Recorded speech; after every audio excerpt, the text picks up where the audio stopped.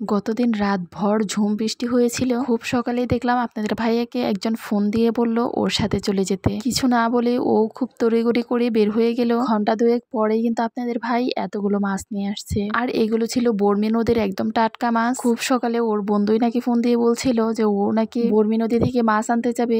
আসলে বর্মি নদীতে প্রতিদিনই কিন্তু মাছ মারা হয়। এর আগেও অন্যান্য সময় মাছ আনা হয়েছে, তবে এতটা সময় থাকার পর কিন্তু মাছগুলো মরে গিয়েছিল। বেশ অনেকদিন পরেই যখন মাছগুলো ছিল সবগুলো মাছই মোটামুটি তরতাজাই ছিল। আপনাদের ভাইয়া খুব করে বলছিল যেগুলো জ্যান্ত মাছ আছে সেগুলো যেন হাঁড়িতেই রেখে দেয়। এর মধ্যেও কিন্তু 5-6 আইটেমের মাছ ছিল। যে মাছগুলো একটু লোজ টাইপের মনে হচ্ছিল সেগুলো কিন্তু আমি তুলে নিচ্ছি। সব মাছ তুলতে তুলতে একমাত্র দেখলাম শিং আর মাগুর বাদে বাকি মাছগুলোই কিন্তু অনেকটাই নরম হয়ে গিয়েছে, তাই এগুলোই তুলে নিয়েছি। বেশিরভাগই ছিল কই আর টাকি মাছ, সাথে অল্প কয়েকটা বাইং এবং অন্য আরেক ধরনের মাছ, সেটার নাম আমি তেমন একটা জানি না। আচ্ছা যাই হোক, এই মাছগুলো আমি ভিজিয়ে রেখে এই পাশের মাছগুলো কিন্তু আমি তুলে নিয়েছি। এই সবগুলো কেটে নেব। সত্যি বলতে মাছগুলো হাঁড়িতে ভিজিয়ে রাখতে আমার ইচ্ছে করছিল না, কারণ হাঁড়িতে অনেক সময় দেখা যায় মাছগুলো মারা যায়, তখন কিন্তু খেতে আর ভালো লাগে না যদি তাৎক্ষণিক টের না পায়। তার চেয়ে বরং আমার মনে হয় কেটে ধুয়ে ফ্রিজে রেখে দিলেই ভালো। তবে আপনাদের ভাইয়া যেহেতু বলছে তাই এটাই করলাম। আর সে আনার পরেই কিন্তু বলছিল আমি যেন টাকি মাছের ভর্তা বানাই। অনেকদিন ধরেই কিন্তু টাকি মাছের ভর্তাটা বানানো হয়নি, তাই আজকে রেসিপিতে থাকছে টাকি মাছের ভর্তা।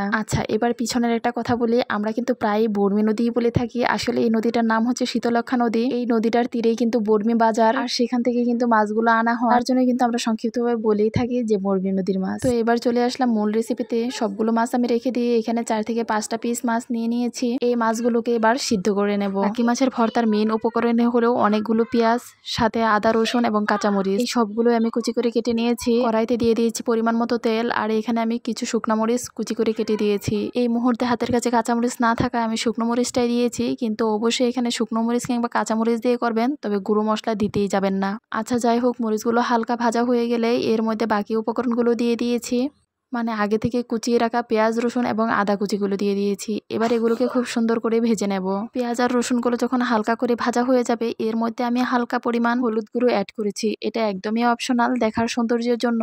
চাইলে দিতেও পারেন, না চাইলে নাও দিতে পারেন, তবে হলুদটা দিলে এই ভর্তার কালারটা অনেক সুন্দর দেখায়। আর এই তো এক পাশে কিন্তু আমি টাকি মাছ থেকে একদম কাটা ছাড়িয়ে বেছে নিয়েছি। এবার এই মাছটুকু আমি পেঁয়াজ রসুনের সাথে দিয়ে দেব, আর সব শেষে দিয়ে দেব স্বাদ মতো লবণ।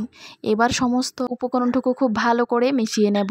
টাটকা মাছ কড়াইতে দেওয়ার সাথে সাথে এত সুন্দর একটা ফ্লেভার বের হচ্ছিল যা বলার বাহিরে।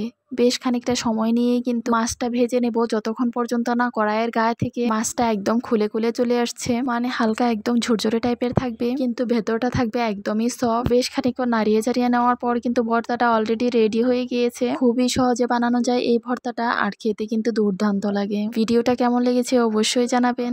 ভালো লাগলে লাইক, কমেন্ট, শেয়ার দিয়ে পাশে থাকবেন। ভালো থাকবেন, সুস্থ থাকবেন। আল্লাহ হাফেজ।